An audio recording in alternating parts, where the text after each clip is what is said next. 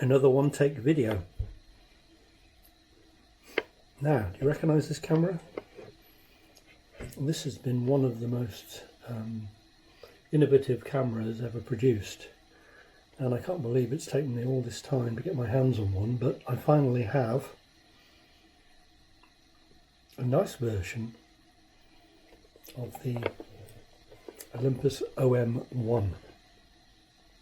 This is the end version, and this was a groundbreaking camera because you can already see, hopefully from it, just how tiny it is compared to most other SLR film cameras of the time. This is 1979.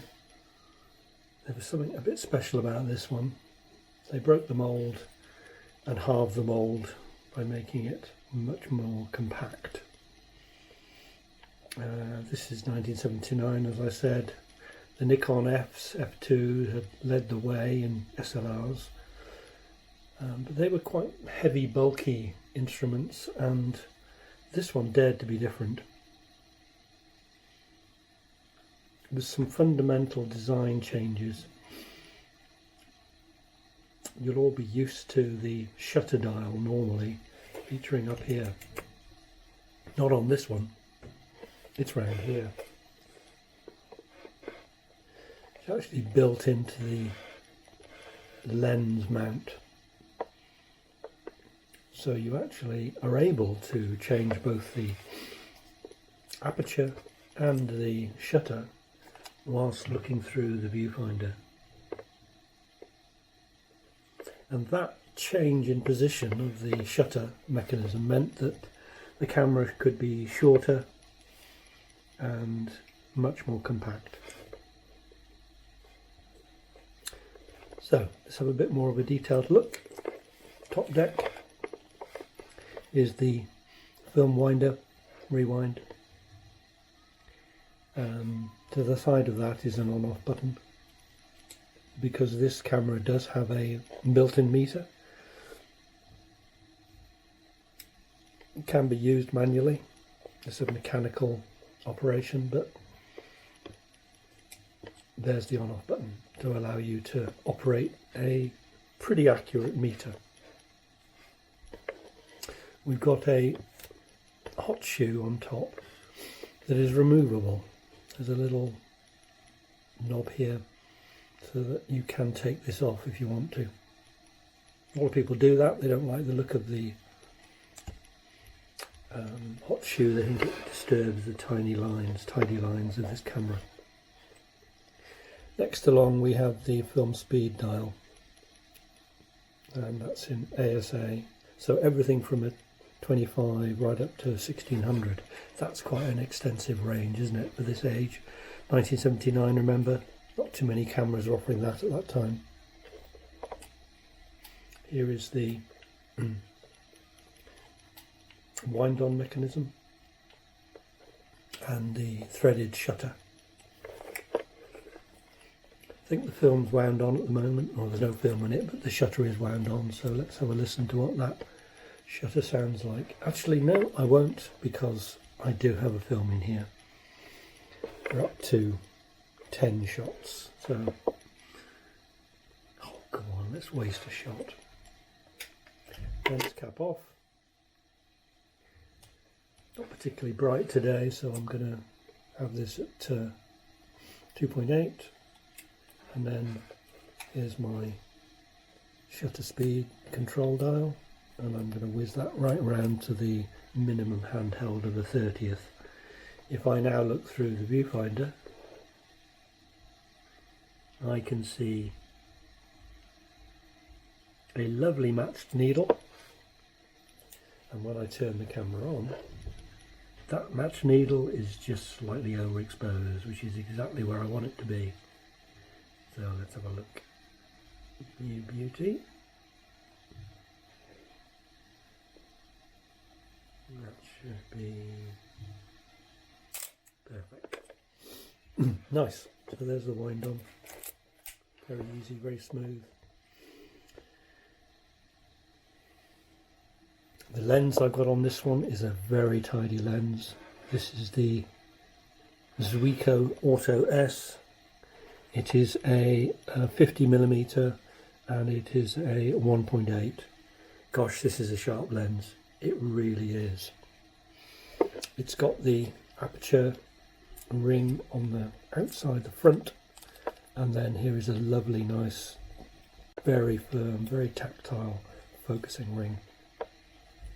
And this will focus quite a long way down to 0.45 of a meter, which is a couple of feet, all the way out to infinity.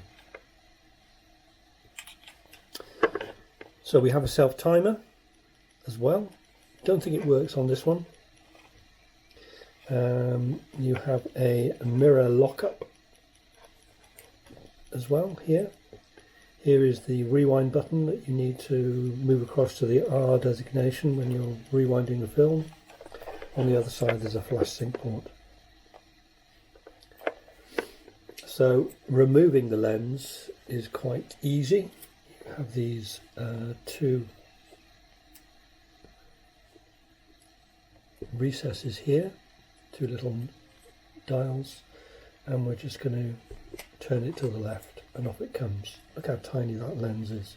That's the other thing that Olympus were really good at with this model. They made the lens equally compact. That's a beautiful little lens. Tidy inside. And yeah, that's a lovely compact camera. Pop that back on, line up with the red dot. Red dot is here, and turn it round. On the lens itself, you've got the stop down lever here. You want to stop down the lens, stop down the aperture. Let's put it to a fully open. Actually, the stop down is on this side. I need to demonstrate that. I need to show you closed, fully closed. There we go. Finally got that. Can you see that? One of the things that people always comment about on this camera, apart from the fact that it was originally called the OM and then had to change its name because of clashes with Leica, the M series of Leicas, is that the viewfinder is one of the brightest you will ever see. And it really is. Let's just see if I can show you that. Even from here, mine's got a nasty crack in the middle of it. But you can see the size of that viewfinder. Absolutely incredible. A lot of this particular model suffered from deterioration of the prism. And I've actually replaced this one. It's quite simple to pick up, very cheap OM-10s on eBay for a couple of quid sometimes. And the prism from those can be taken out and fitted into one of the much more desirable OM-1s. What's the issue with the prism? Well, it's just, you see a lot of black deterioration around the viewfinder. So it is good to change them out if you can, if you have that issue. I really enjoyed using this camera. Let's have a quick look at the bottom. What we have here is the motor driver is available for this. Pops into this area here. There's a battery in here.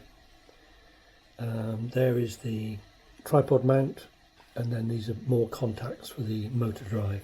This one is the MD version, as you can see on there. Can't look inside the camera because we've got a film in there at the moment, but it's very tidy. Came with its original strap. I think I picked this one up quite cheap because it had a fault on it. Typically they go for 50, 75 to 100. Good working ones. Everyone wants one of these.